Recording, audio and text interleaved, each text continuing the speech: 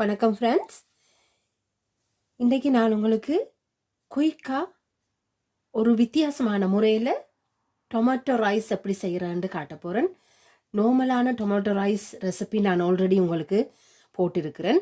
அதனுடைய லிங்கை நான் இதில் தாரேன், பார்த்துக்கொள்ளுங்க.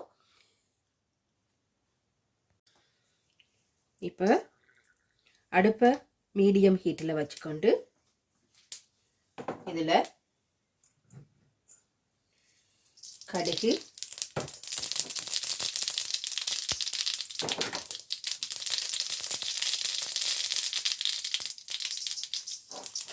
பெருஞ்சீரகம், நற்சீரகம், அதோட கடலைப்பருப்பு, கஜு, கச்சா அதாவது நிலக்கடலை, இந்த 3 பருப்பையும் நான் இதில் சேர்க்கிறேன்.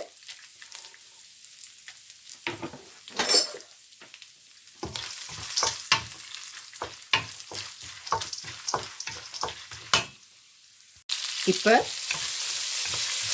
நீளமாக அரிந்து வைத்திருந்த வெங்காயமும் இதோட சேர்த்திருக்கிறேன். அதோட கறிவேப்பிலை, கறி லீவ்ஸ் இதில் போட்டிருக்கிறேன்.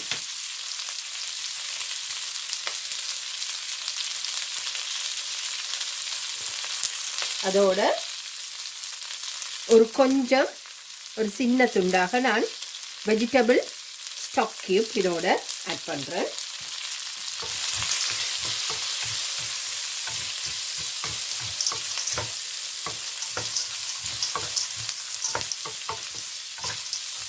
இதில் இந்த வெங்காயம் கொஞ்சம் டிரான்ஸ்பரன்சியான கலருக்கு வந்துட்டுது. இப்போ நான் இந்த நேரம்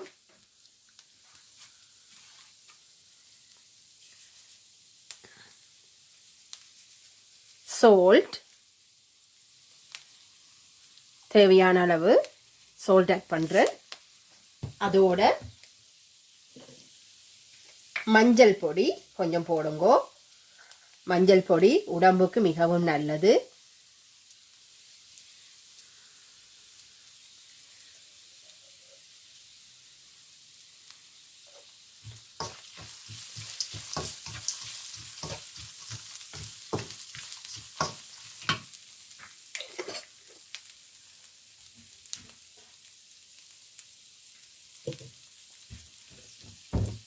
கறி மிளகாய் தூள் அல்லது தனி மிளகாய் தூள் நீங்கள் போடலாம்.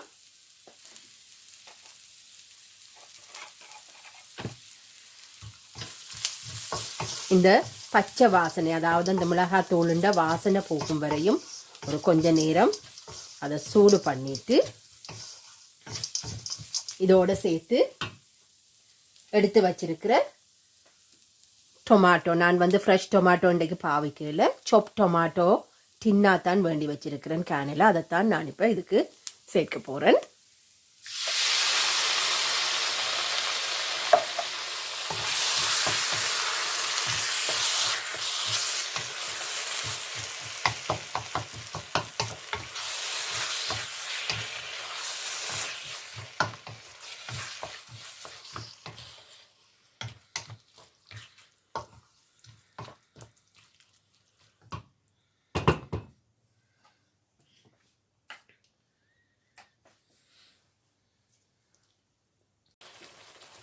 பாருங்கோ, நான் கொஞ்சம் தண்ணியும் இதில் சேர்த்தனான்.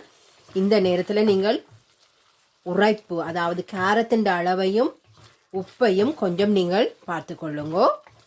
தேவையாண்டா இன்னும் கொஞ்சம் சேர்த்து கொள்ளுங்க. அதோட இப்போ நான் இதில் என்ன வித்தியாசமாக செய்ய போகிறேன்னு சொன்னால், இந்த கலவையோட இதில் வெட்டி வச்சிருக்கிறேன். இதை சொல்கிறது கேல் கீரைன்னு சொல்லுவேன் நம்ம இங்கே. இது மிகவும் இரும்பு சத்து அதிகமான ஒரு கீரை. நீங்கள் யாருக்காவது லோ அயன் இருந்ததுன்னு சொன்னால், அயன் குறைபாட்டு பிரச்சனை இருந்ததுண்டா, இரும்பு சத்து குறைபாட்டு பிரச்சனை உங்களுக்கு யாருக்கும் இருந்ததுன்னு சொன்னால், நீங்கள் அட்லீஸ்ட் வாரம் ஒரு தடவையாவது நீங்கள் இதை சாப்பிட்டு கொள்ளலாம்.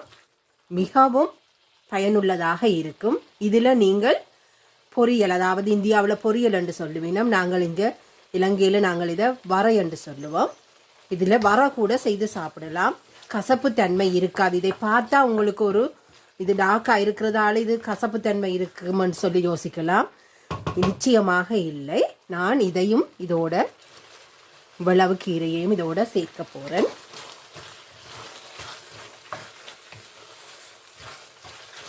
இதை நீங்கள் தக்காளி சாதம் என்று பெயர் வைப்பீர்களா அல்லது கேல் கீரை சாதம் என்று வைப்பீர்களா எனக்கு தெரியாது. ஆனால் இது மிகவும் நல்லது என்ற வகையில் நான் இதோட ஆட் பண்ண போகிறேன். பாருங்க எவ்வளோ நிறைய கீரை போட்டு நாங்கள் அது டக்கண்டு எல்லாமே அது சாஃப்டாகி சின்னதாக வந்துட்டுது.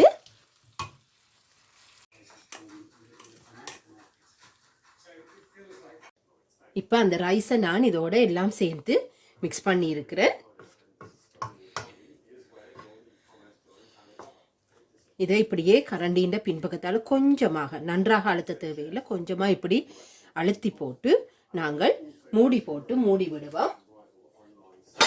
அப்படி என்றால் அந்த தக்காளி பழத்தின் அந்த கூட்டு வந்து இதோட சேர்ந்து மிக்ஸ் பண்ணி அந்த ரைஸ்லையும் அது கொஞ்சம் ஊறி வந்து சாப்பிட்றதுக்கு நன்றாக இருக்கும்.